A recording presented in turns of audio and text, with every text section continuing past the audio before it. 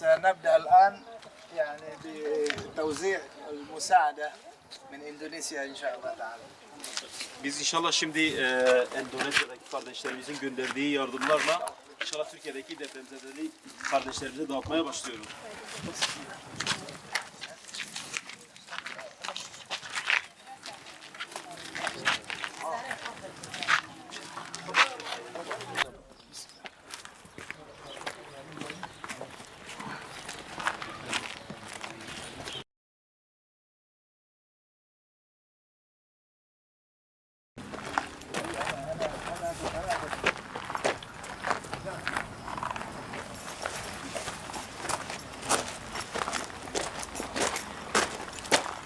السلام عليكم.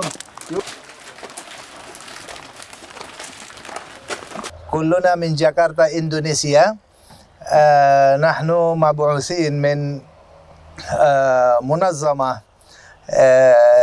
جمعية اسمها الجبهة الأخوة الإسلامية. نحن من جماعة إسلامية هناك في اسمها FBI. أولا نحن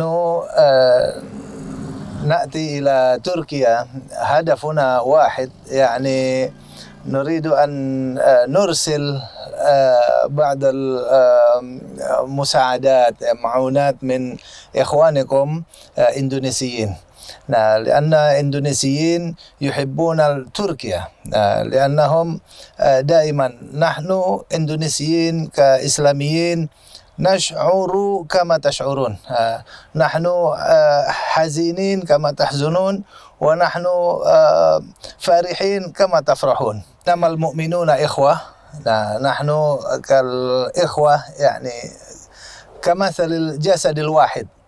نعم، نحن نشعر بما تشعرون، فلذلك كما عرفنا أن زلزال تركيا يعني زلزال أخذ كثير من الضحايا، فنحن يعني أنتم كإخوتنا كأعضاء من جسدنا، فنحن نشعر كما تشعرون. وأيضا يعني أيام زلازل في إندونيسيا دائما نرى مساعدات من تركيا. تركيا برضو ترسل مساعدات، فهكذا يعني فلا بد أن نتعاون ونتفاعل في هذا الأمر الخيرية إن شاء الله وإنسانية.